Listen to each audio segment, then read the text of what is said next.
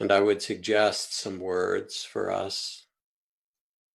Wonder, mystery, awe, gratitude. Let me read you a poem from Mary Oliver, one of our great Dharma poet laureates. This morning, 2 mockingbirds in the green field were spinning and tossing the white ribbons of their songs into the air, and I had nothing better to do than listen. I mean this seriously. In Greece, a long time ago, an old couple opened their door to 2 strangers who were, it soon appeared, not men at all, but gods. It's my favorite story, how the old couple had almost nothing to give, but their willingness to be attentive. And for this alone, the gods loved them and blessed them. When they rose out of their mortal bodies like a million particles of water from a fountain, the light swept into all the corners of the cottage, and the old couple, shaken with understanding, bowed down. But still they asked for nothing but the difficult life which they had already. And the gods smiled as they vanished, clapping their great wings. Whatever it was I was supposed to be this morning, whatever it was I said I would be doing, I was standing at the edge of the field. I was hurrying through my own soul, opening the doors. I was leaning out. I was listening.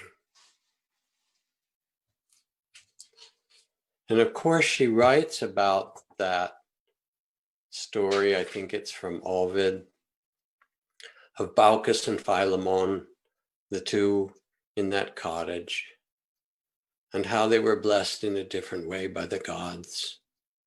But they were blessed because they gave this extraordinary gift. The gods apparently had gone to many other houses. You know how these myths work, and kind of in the form of asking for food, asking for something to be taken care of, and they were turned away. And then finally at this door, this old couple welcomed them. They became, like Rumi wrote in that poem you all know so well, they became the guest house to welcome each visitor. And they offered what Mary Oliver describes as the great gift, which is the gift of attention. When somebody asks for a little attention, it's actually not a small thing. It's what makes the gods smile when we're actually able to pay attention in that way. It lets us see something entirely different. So when my beloved Trudy was young, she told this story when we were teaching together yesterday or the day before.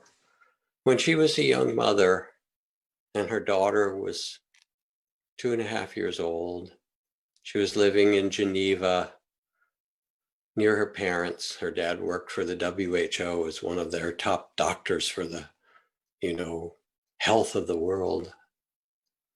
And her daughter got very sick with the most virulent form of meningitis and went into a coma, if you can imagine, and was in the hospital for almost 2 months. And toward the end of that time, when it got as bad as it got, she coded.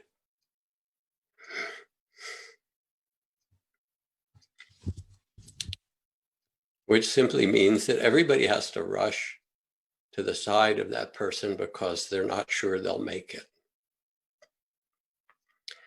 And Trudy described sitting there with this little body of her daughter that she'd been sitting with for weeks and living on a cot next to her in that hospital, praying, worried, the way only a mother could. She said, and I saw all these people, the nurses and the doctors and the people trying to put needles into her tiny little veins. And then all of a sudden, she said, the room filled with light, like that cottage. She said, and I, who never really thought about God or what God was, she said, I saw God.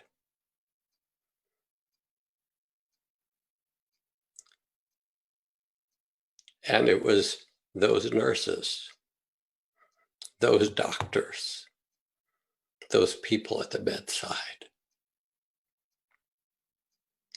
And even as we speak, there are hundreds of thousands of acts of generosity and goodness, billions of them around the world, where we are tending one another as human beings. And as a monk, every morning when we would come into the Dharma hall, still in the dark before dawn, and light candles and do our morning chanting, part of the chants were a blessing chant of thanks and gratitude for the food we had, for the garments we were given to wear, for the shelter of our place, for the community around us, that we might remember every day this gratitude. And then we might then set our intention and dedicate ourselves from all that's been given. And part of these chants were really a reflection to sense that we are part of a deeper order of things.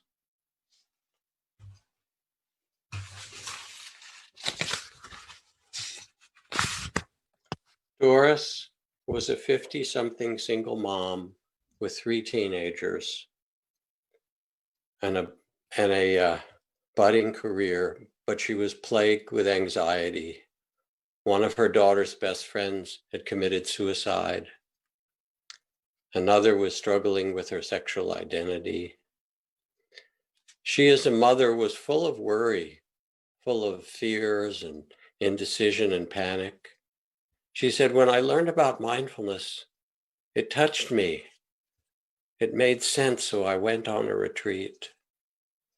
The silence and the police were blissful. I think about that, leaving the 3 teenagers and going off on retreat. Thank you. No decisions to make, only to be present and kind to myself. What came first was a subtle change in the perception of who I am. I realized my heart had atrophied, and I'd held a lot of fear and pain inside, which prevented me from giving love to myself and others.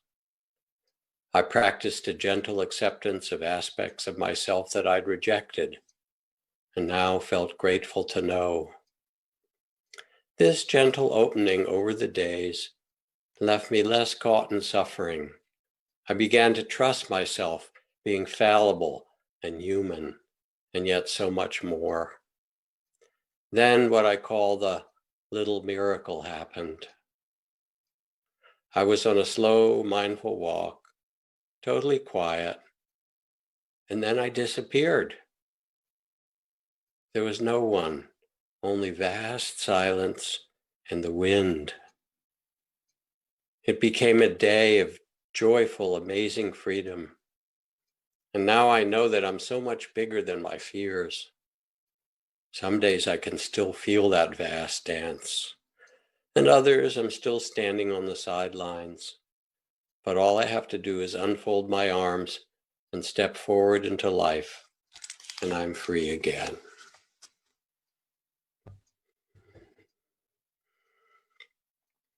In a moment, we can shift our identity and step out of what's called the body of fear. We can release what we've carried when we were, as we can be, so loyal to our suffering, and become something bigger.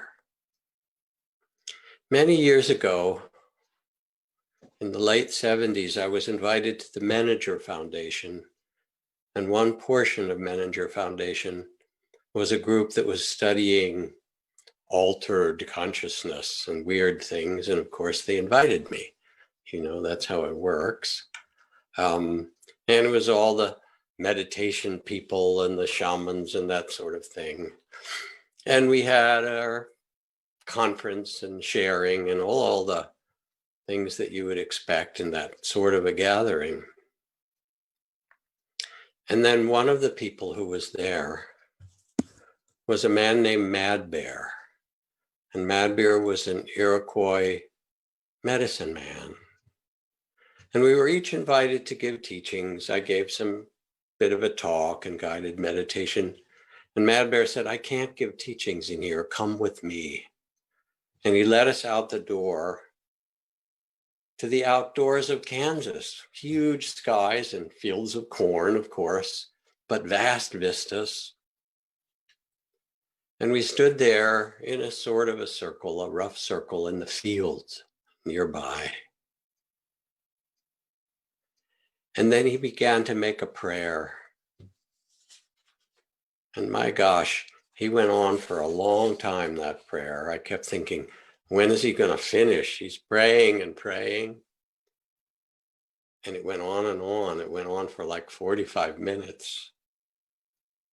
And as I stayed with it and listened, I began to feel something so different. It wasn't a prayer.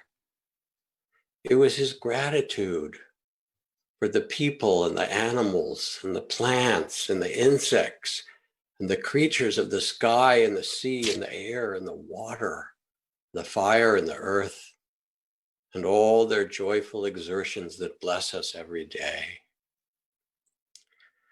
And he gave gratitude to the care and labor of 1,000 generations of ancestors and elders that came before us on that land and other lands in the earth, and gratitude for our safety and well-being and whatever health we have, and gratitude for our friends and family and community. And then he got very particular and he went down to the earth. Gratitude for Mother Earth for holding us so we don't fly off into space. Gratitude for that which lives in Mother Earth, for the web of life under the soil, the worms and the rhizomes, and the wood wide web of the trees sending their sugar to their offspring and to the other trees, which we now know about. And gratitude to the birds. Oh, he did the little birds first, that would come. And then he did the great birds. And the gratitude for the animals of that land, for the buffalo that were still there in our imagination, even when we couldn't see them. Gratitude for the clouds and the sunlight. And by the time he was done, it was as if he'd done this long practice of loving kindness and mindfulness and mystery of this earth. And we all went back inside, slightly stoned and happier than when we'd walked out and connected with one another. The unseen world. My dear friend Sylvia Boorstein, colleague at Spirit Rock, said that her main practice at one point had become just saying thank you to whatever arose. Thank you. Thank you, like the poet says, thank you, dark though it is. And I sat with her as she told me that, and I challenged her. And I said, thank you to everything? She said, yes. I said, Sylvia, how about the Holocaust? Because she had lost family in the Holocaust. She got very quiet. She looked up and she said, no, thank you. And there was something wise in that. It even had a thank you there. Your gratitude grows. In Tibet, in Vajrayana practice, you pray for suffering. Grant that I may have enough suffering that my cold or defended or frightened or shamed or grieving heart can become the great heart of compassion. Gratitude for our tears, a kind of humility and grace. I think about the movie of John Lewis, the great elder who recently passed, who worked tirelessly for racial justice. And he called it, the movie was the title, he called it Good Trouble. And I think that's what the Tibetans pray for. May I be given good trouble. And I found when I sat last week, as I do each time and get quieter, that my own personal tears became, after a while, what's called the tears of the way. Not the tears because we've had our own personal griefs and losses, which I have had, and so have you, but the tears that connect us. And so there I was. I have a tiny little writer's cottage hidden up in the trees above Spirit Rock. Fortunately, it has a heater and running water, so I can kind of stay there. And it was wonderful to be there. And my mind started to get a little bit quiet. And I got a bit more aware. And as I would get quiet, I would also see my personality kick in. And when I was first in the Peace Corps, learning, getting prepared to work on these tropical medical teams in the Mekong River Valley, they gave all of us a Thai name, a name in Thai, as I was learning to speak Thai. And these teachers looked at me and they called me Mr. Doing, because I was always doing something and planning.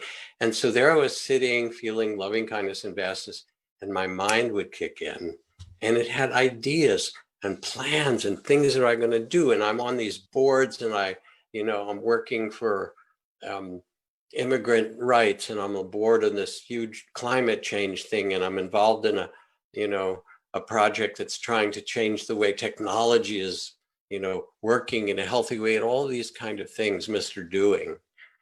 And then I just had to say, oh, there he is. There's Jack, kind of bow and say, yeah, he's done some pretty good things, but that's not who I really am. But it's nice. I get this incarnation. It's actually a pretty blessed one. I get to do some good things. But I need to hold it all. And as I let myself quiet, then actually deeper tears came, and they weren't about me. They were the friends whose child died of a overdose, and the people I know in communities of color that have been hit so hard by COVID. And the tears for the loss, of the rainforests. And then one day a peacock came, and I haven't seen peacocks at Spirit Rock until this year, but I guess once we got out of the way, they decided they were going to come and visit. And it came right up to my cabin and kind of pecked on the door a little bit while I was sitting. I said, thank you. Thank you for the marvelous visit. And little by little, there was a shift of not only holding the mind, which does its thing, and the personality, and the body, my body, which was tenser than I'd remembered or felt when I got there. But when I sat still, it reminded me, and gradually it unwinded. And mostly there was just a shift, not just of a vastness, but also a shift of love, that all of it was fine, that all of it was intended as a human being to be part of our incarnation, in some way to be held with understanding.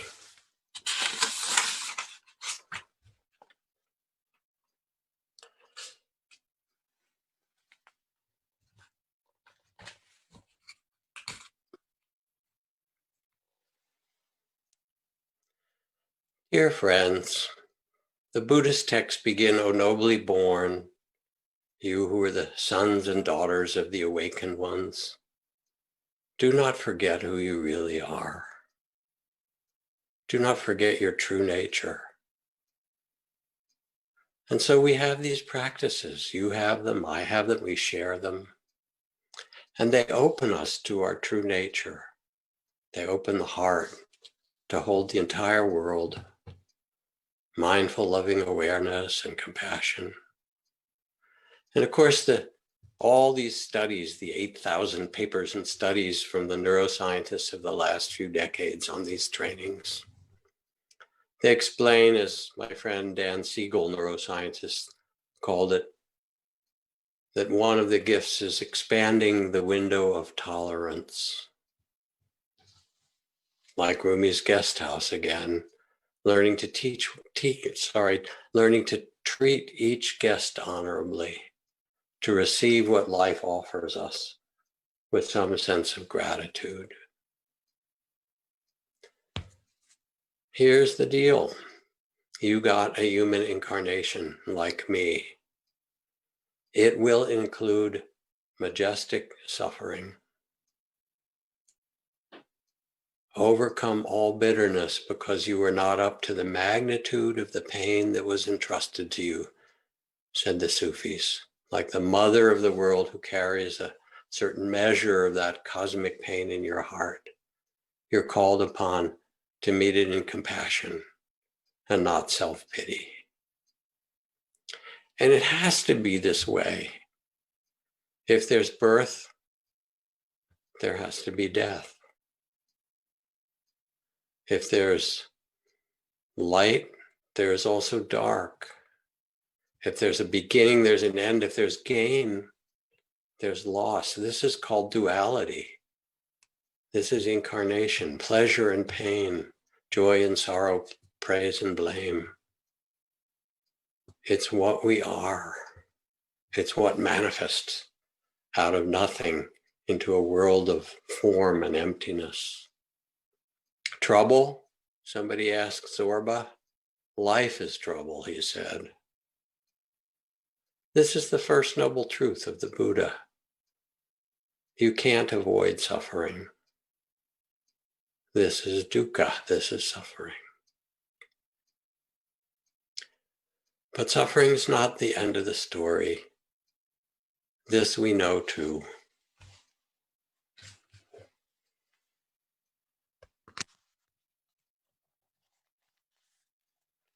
The man was my age, but looked many years older. He was an army veteran. He was also homeless, cold, and hungry. I could see he tried to wash up before coming to the social services department to ask for help. His face and hands were clean, but his clothes were filthy. Though he claimed not to have had any alcohol that day, the smell of it seeped from his pores. I wanted to get him into rehab, and I asked if he was ready to come in off the streets. No, ma'am, he said.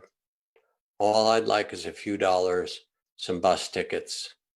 If I can get sober enough, they'll let me into the shelter across town.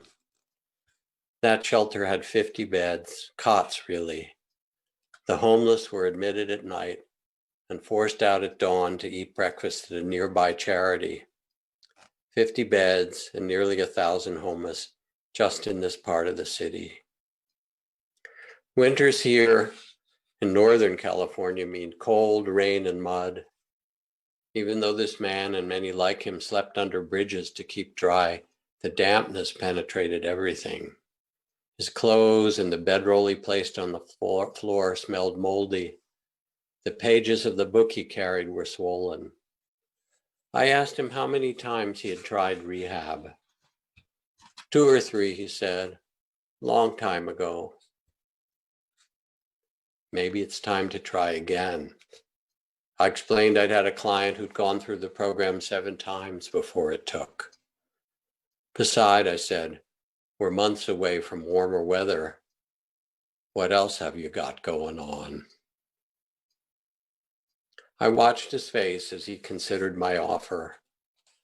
I thought I saw a flicker of hope in his eyes, followed by a shadow of doubt. He'd tried before. It had been hard, impossibly hard, so he was living on the streets. Finally, he lifted his head and looked at me. I reached for the phone. Shall I asked. He barely nodded yes. And an hour later, I handed him over to a recovering alcoholic, also a veteran, who would drive him to one of the best rehab facilities in the county. "Come visit me when you graduate," I said as they left.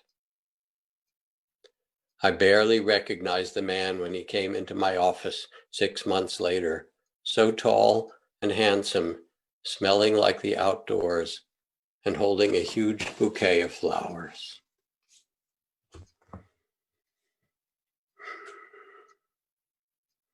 With your own good hearts, you are asked to learn to trust, to do what Martin Luther King Jr. said, to turn the fatigue of despair into the buoyancy of hope.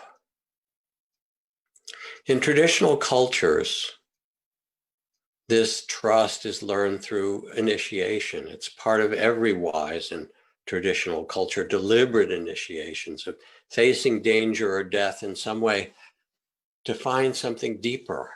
And you all know the stories of the Maasai, sending a young man out with a spear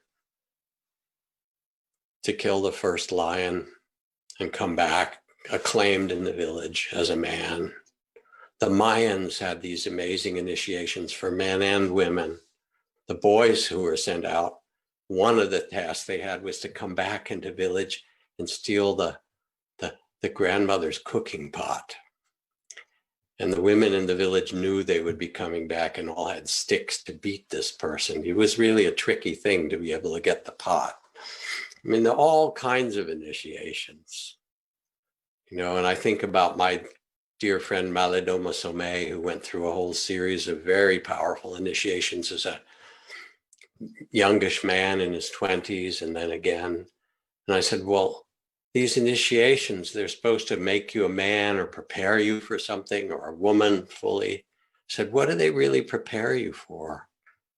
And he laughed and he said, when you complete an initiation, it prepares you for the next initiation. And that's how life is, One of the famous Inuit shamans sent a young woman who had many visions out to become a shaman like herself, and put her out in a little igloo on an ice floe for 30 days with a bit of water and one small dried fish. She said, I kind of died in there, as you can imagine. She had her visions. She said, I died a little. That was her phrase. But we all have to. We all have our initiations if we accept them. Carl Fried Durkheim, the Zen teacher, writes, the person who really being on the way falls upon hard times in the world will not, as a consequence, turn to that friend who offers them refuge and comfort and encourages their old self to survive. Rather, they will seek out someone who will faithfully and inexorably help them to risk themselves so that they may endure the difficulty and pass courageously through it. Only to the extent that a person exposes themselves over and over again to annihilation can that which is indestructible be found within them. In this daring lies dignity and the spirit of true awakening. Maybe, out of our political gridlock and suffering, some new capacities will be born out of this dark night. Maybe we'll move from independence to interdependence, from self-centeredness to thanksgiving. I like this poem by Heather Altfeld, although I changed it a lot, but she wrote a poem about all the ballots, the last of them there, waiting to be counted. Think of them shoveled into piles like old snow. I imagine them in the late night of those rooms, lingering in the smell of yesterday's lunch and the tepid air with the breath held back by masks. The ballots talking among themselves about the ludicrous folly of humans who should be counting the vanishing whales and tigers, who should be counting the mountain gorillas and orangutans and the almost lost ringtail lemur and the gopher tortoise, who should be counting the children behind bars, who should be voting for phone lines demanding a raise in the minimum age for kindness, demanding a vote on the statutory limitations on human cruelty, a referendum to redeem our cities from an endless migration of sadness and despair.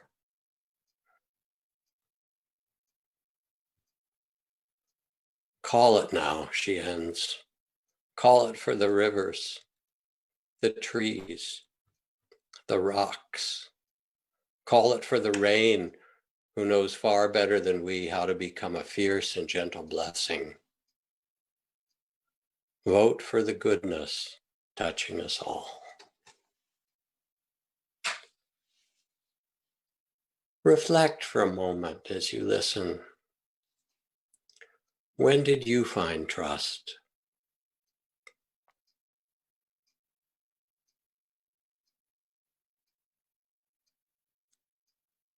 What awakened it in you? That sense of the indestructible, the inviolable. You have it, you know.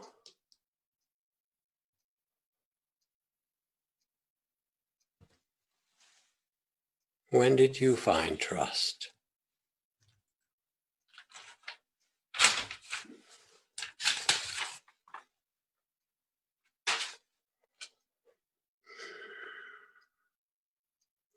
Dear friends, the last piece of what I'd like to say.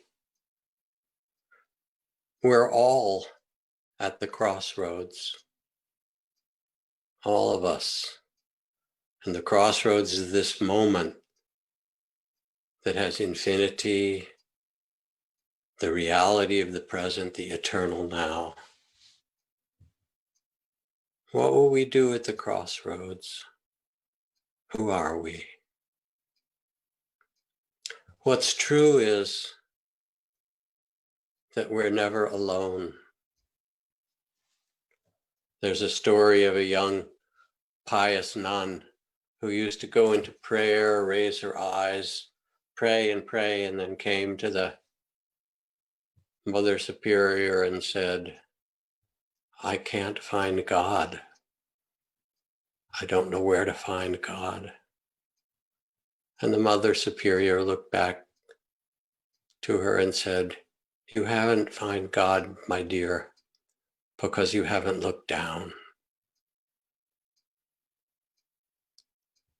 It's like truly seeing God in the bodies of those nurses and doctors. Everything is waiting for you, writes David White. The great mistake is to act the drama as if you were alone. To feel abandoned is to deny the intimacy of your surroundings. Put down the weight of your aloneness and ease into the conversation. The kettle is singing even as it pours you a drink. The cooking pots have left their arrogant aloofness and see the good in you at last.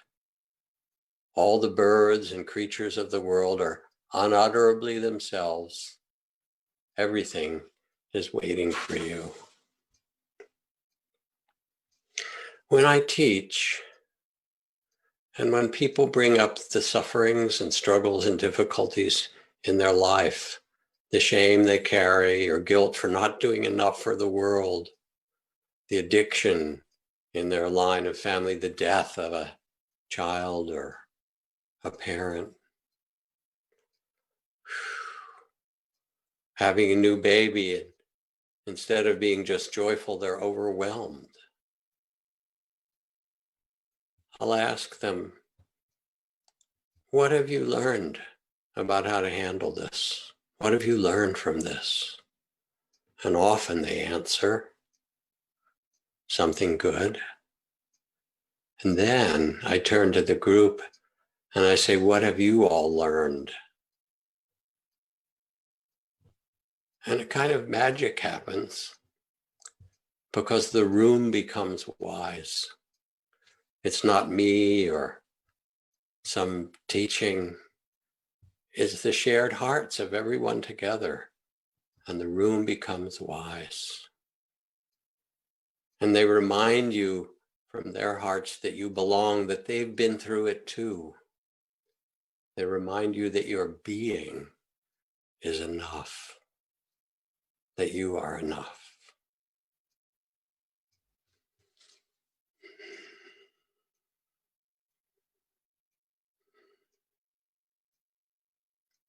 We've been training for this difficult time for many years, you know. There'll be more difficult times, as there have been. But we've been training to do this. And as human beings, we've been training for thousands of generations through pandemics and earthquakes and floods and difficulties and hurricanes and cyclones and loss. We've been training. And I love the story of Thomas Merton when he went on his last pilgrimage, which was to India and Southeast Asia, to the lands of the Buddha, when he met with the Dalai Lama and various other sages.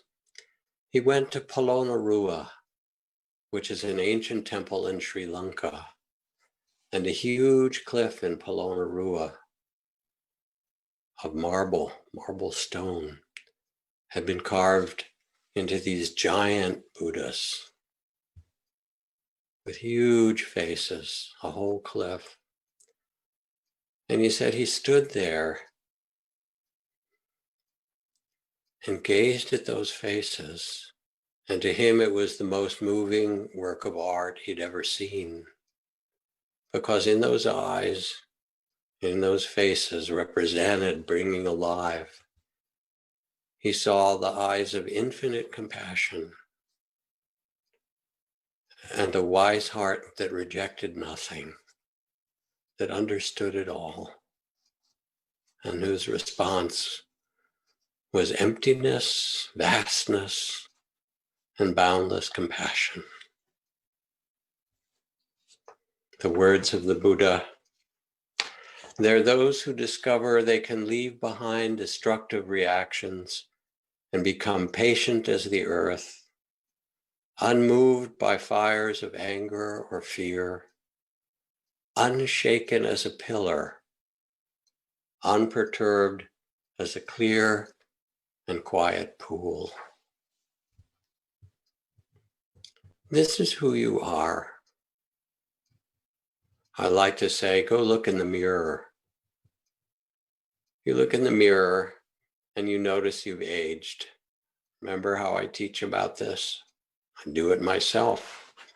Losing fur in some places, getting extra fur in other places, sagging and wrinkling in some ways, you know, as my dear beloved friend Wes, the Dharma teacher and, you know, comic commentator on life, says, the hard parts become soft and the soft parts become hard, you know, and all these weird things of aging happens. It's just how it is. But there's a strange thing as you look in the mirror, and that is that you don't necessarily feel much older. You know that? Like, there's the body aging, but actually I don't feel that. So common. And that's because it's only the body that's aged.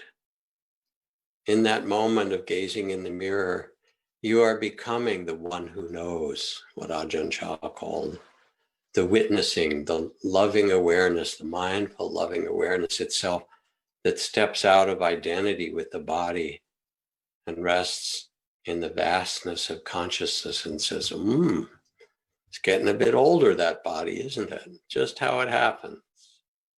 And there's an understanding. In that moment, you become like the Buddha. You become the awakened one who sees with the eyes of understanding and compassion. You become grateful as you open. Gratitude, mercy, when you look with mindful, loving awareness, a mysterious love for it all, the whole of human incarnation, the full catastrophe, as Zorba said. Yes, he had it all, and he danced, and he loved it. And when a baby's born, we all go, ooh, baby, baby, and hold it. And, you know, that new baby smell and that incredible feeling of this little being that's just popped out of, good heavens, her or his mother's body and become, here I am, another human being on the planet. Amazing. There's so much love for babies that come in, we have. And when someone is ready to die, and we're fortunate enough to be with them, we hold their hand as they're ready to pass, as a gesture of the only thing that matters, a gesture of love. We start with love, we end with love. In fact, that's what you are. It is who you really are. You are loving awareness itself. So take time to be quiet in this little holiday as best you can. Walk in nature, sit, meditate, do your loving kindness or your compassion or whatever practice. It is the sweet oil that eases the hinge to the gate into the garden inside. You can always go there, says the poet. It is time for Thanksgiving. So reflect for a moment. Maybe let your eyes close just for a minute. I ask you, what are you most grateful for?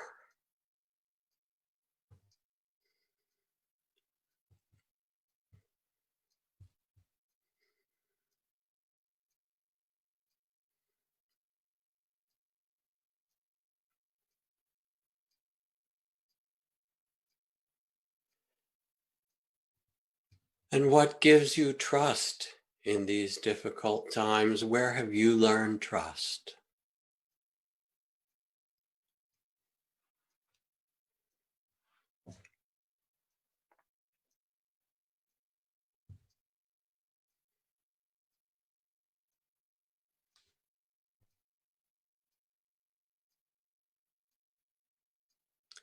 And what gift are you longing to give to the world?